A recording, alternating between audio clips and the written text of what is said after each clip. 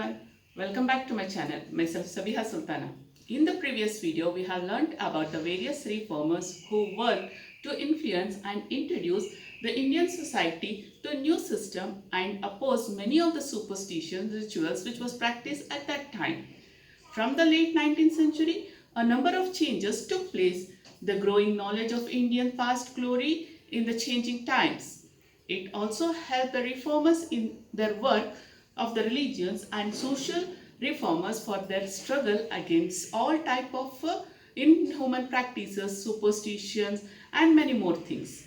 So today we will learn still more reformers like Ramakrishna movement ideologies, Theosophical Society, Narayana Guru Dharma Paripalana Yogam, and about Periyar. So, without wasting much time, let's get started with this. Chapter 5, Part 2, Social and Religious Reformation Movement. The social and religious reformation movement arose among all communities of the Indian people. They attacked bigotry, superstition, and the hold of priestly class. They worked for abolition of castes and untouchability, Parda system, sati, child marriage, social inequality, and many more. Some of these reformers were supported directly or indirectly by the British officials, and some of the reformers also supported reformative steps and regulations framed by the British government. Now, let's know about few more reformers. The very first is the Ramakrishna Mission. Ramakrishna Mission had provided a unique contribution to India's spiritual growth, nationalistic awareness, and cultural development. Swami Vivekananda founded Ramakrishna Mission at Belur near Calcutta in 1897. Ramakrishna Mutt was established at Mayavati near Almora of Uttaranchal. Ramakrishna Mission was founded to carry the message and thoughts of Sri Ramakrishna, the spiritual guru of Swami Vivekananda. Sri Ramakrishna Paramahamsa was a worshipper of Kali and also a priest at Calcutta Kali Mandir. One has to attain moksha through dhyana and bhakti, said Ramakrishna, and his life itself was an example of this model. He had believed that all religions advocate the same. He also believed that there are many ways to attain moksha and the God. He said idol worship is inevitable as he was believing in the idol worship. In order to spread the teachings of Ramakrishna Paramahamsa, Swami Vivekananda founded this mission. Vivekananda was born in Kshatriya family in Calcutta. He studied both Western and Eastern philosophies. After studying the Indian philosophy from different perspectives, he started preaching the importance of Indian philosophy to Indians as well as Westerners. He roamed around India for about 5 years after the death of his guru. Due to this, he could understand the social reality of India. He worked to establish a casteless society as he could see that the society was deeply involved with the caste-based discrimination. He also noticed exploitation, poverty, illiteracy, and division among the Indians. Vivekananda believed that the people should be educated first and then they themselves seek reformation. He wanted legal institutions to be implemented, appropriate rulers to support reformation. He also wanted people to stop following the Western idols blindly. He believed it is the duty of the religion to provide light. Without this, religion is itself is of no use, declared Vivekananda. The one who responds to the poor is Mahatma, and the one who doesn't is Duratma. He opposed caste system, untouchability, and the ideas of supremacy based on caste system. The Westerners could understand the cultural richness of India with the help of speech delivered by Swami Vivekananda at Chicago City in World Religious Congress in 1893.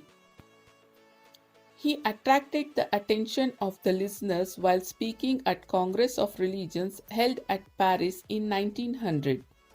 His speeches mirror his nationalistic ideas. Interestingly, he had visited Mysore before his visit to Chicago as a guest of Chamaraja Vadeyar X. As per the suggestion of Swami Vivekananda, Chamaraja Vadeyar X started schools for untouchable children. Swami Vivekananda wrote book on Gnana Yoga, Raja Yoga, Karma Yoga and Bhakti Yoga. His thoughts provide impetus to freedom struggle, and he asserted that freedom includes social equality also. So the fabulous thinking and the preaching of Swami Vivekananda, he attempted to spread the thoughts of his Guru Ramakrishna Paramahamsa. Now let's know about Theosophical Society. This society was basically founded by Madame Blavatsky and Colonel H.S. Olcott. They came to Adyar near Madras and established the head office of Theosophical Society in 1886. The main aim of the society was to do a comparative study of various religions, philosophies, and science. Another goal was to discover the indomitable spirit hidden in the human. It declared that universal brotherhood is important. The society took its basic principles from Hindu sacred scripts like Vedas, Upanishads, Sankhya Yoga, and Vedanta philosophy and spread these basic principles. The society attempted to find solutions to present problem by studying the ancient Indian thoughts, philosophies, and theoretical ideals. Hence, the society basically tried for the reformation of Hindu religion. Interestingly, foreigners took more interest in this process.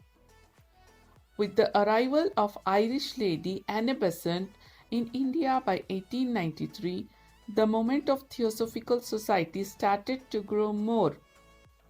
She arrived in India as a member of the society.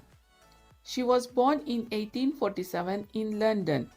She divorced her husband, who was a priest at an Anglican church, and became an active member of the society in 1889.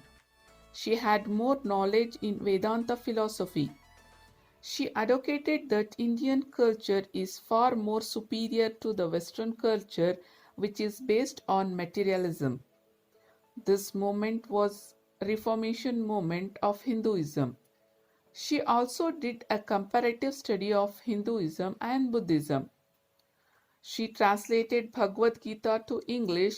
It is one of the major achievement of her. She was called as Shweta Saraswati. She wanted education for all. She opened schools. She started Central Hindu Banaras College in 1898. The same institution became a university due to the forethoughts of Madan Mohan Malviya in 1916. She started two periodicals, New India and Commonwealth, to initiate discussion on current problems and social issues. She started Home Rule League in 1916 and initiated Home Rule movement in Madras region along with the Balagangadhar Tilak. The credit of creating religious reformation movement and a new sensibility for Hinduism in the early 19th century should go to the Theosophical Society and its part and parcel Miss Anne Besant. Miss Anne Besant was active in the freedom struggle movement and became the first woman president of Indian National Congress session.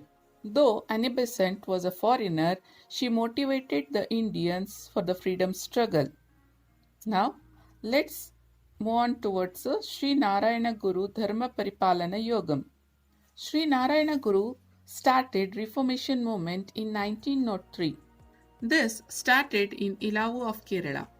This movement aimed at strengthening the backward and exploited communities. Narayana Guru and his companions, Dr. Palpu, and Kumaran Asan led the movement. The caste difference were too much in Kerala, and there were many prohibitions in place. During that time, all were not allowed to use facilities like tank and roads. They were barred from wearing footwears. Restrictions were there on women's dress also. These communities had to live without basic human rights. In order to address these issues, Sri Narayana Guru started Dharma Paripalana Yogam movement.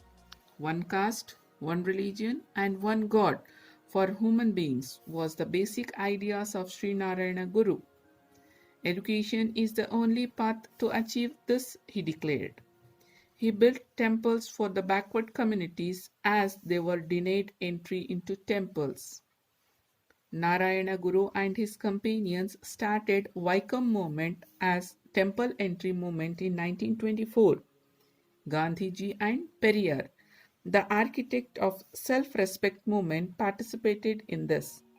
The temple entry of Guruvayur temple was the major incident.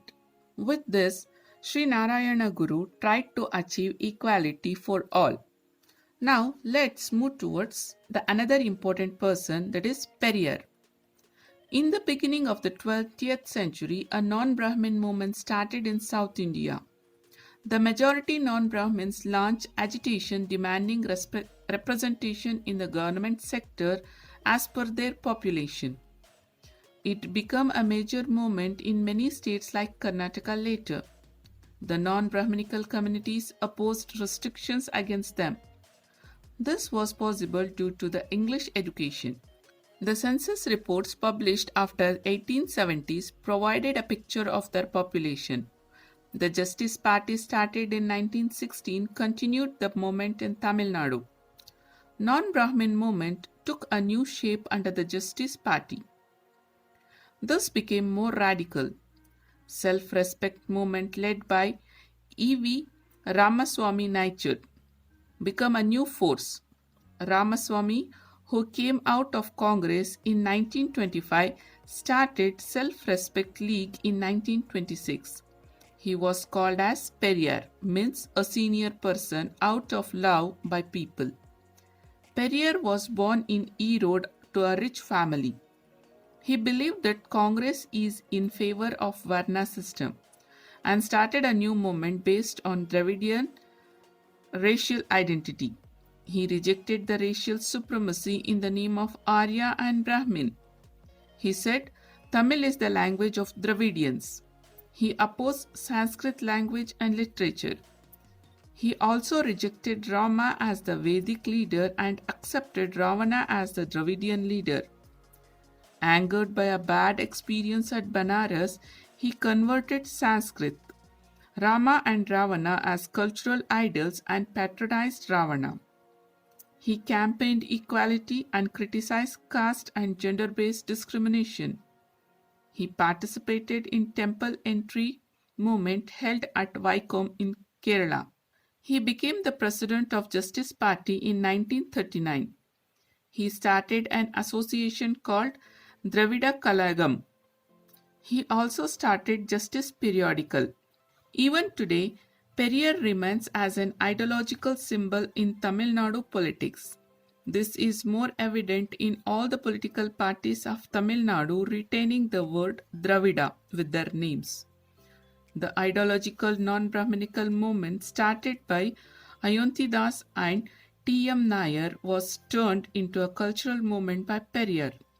His life goal was to establish an equal society where there will be no inequality based on caste, religion, and gender. So, this was all about our reformers who faced severe opposition from the society and orthodox people. But still, they wanted our society to be changed and the superstitious practices should be stopped. This provoked the Indians further to fight for their freedom. To know more interesting things like this, stay tuned and keep learning. Thanks for watching.